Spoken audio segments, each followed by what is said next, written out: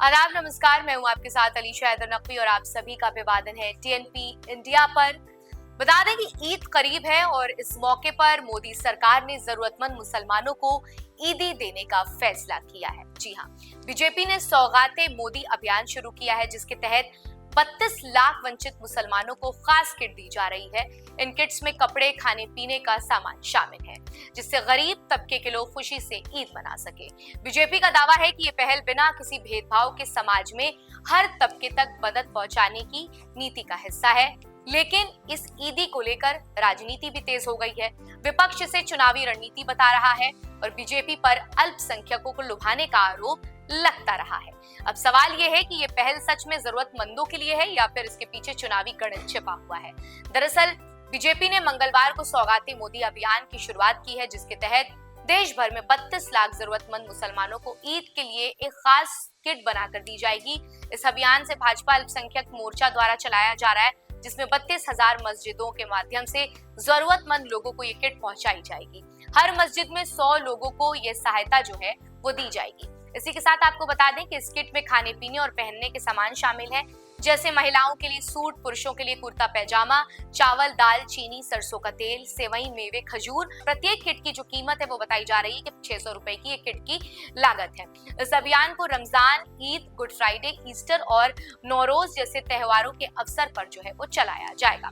साथ ही जिला स्तर पर ईद मिलन समारोह भी आयोजित किए जाएंगे। बीजेपी नेताओं का कहना है कि ये अभियान अल्पसंख्यक समुदाय तक मदद पहुंचाने के लिए शुरू किया गया है। बीजेपी अल्पसंख्यक मोर्चों के राष्ट्रीय अध्यक्ष जमाल सिद्दीकी के अनुसार इस पहल का उद्देश्य जरूरतमंद की मदद करना है। बीजेपी नेता कौसर जहां ने इससे मोदी सरकार सबका साथ सबका विकास नीति का उदाहरण बताया।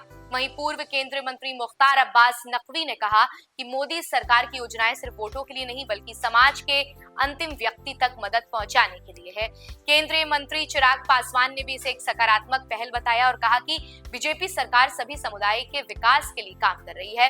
हालांकि विपक्ष ने इस अभियान पर सवाल जरूर उठाए हैं। निर्दलीय सांसद पप्पू यादव ने कहा कि ये राजनीति है या बीजेपी का हृदय परिवर्तन। कांग्रेस नेता रंजीत रंजन ने आरोप लगाया कि बीजेपी ये किट वोट के लिए बांट रही है, जबकि अगर उसे बिहार की चिंता होती तो वो वहां के लोगों को नौकरी देती। समाजवादी पार्टी प्रमुख अखिलेश यादव ने बीजेपी पर तंज कसते हुए कहा है कि बीजेपी को हर त्योहार मनाना चाहिए क्योंकि वो वोट के लिए कुछ भी कर सकते हैं। कीर्ति आजाद ने बीजेपी की तुलना मगरमच्छ से करते हुए कहा कि उनकी मुस्कान सिर्फ दिखावा है। वहीं कांग्रेस सांसद इमरान मसूद ने कहा कि अगर प्रधानमंत्री मोदी वाकई मुसलमानों की भलाई चाहते तो उन्हें शिक्षा, रोजगार और सुरक्षा पर ध्यान देना चाहिए।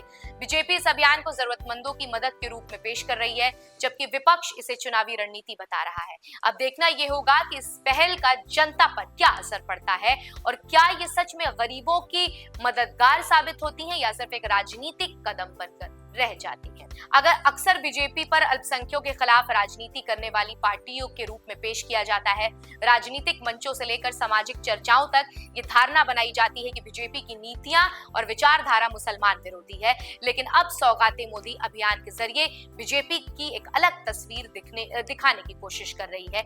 ईद के मौके पर लाखों जरूरतमंद मुसलमानों को खास किट बांटी जा रही है, जिनमें कपड़े और खाने पीने के सामान जरूर शामिल हैं। खुशी के मौके पर खुशी बांटी जा रही है, लेकिन दूसरी तरफ इस पर सियासत जो है गर्मा रही है। लेकिन इन तमाम सियासी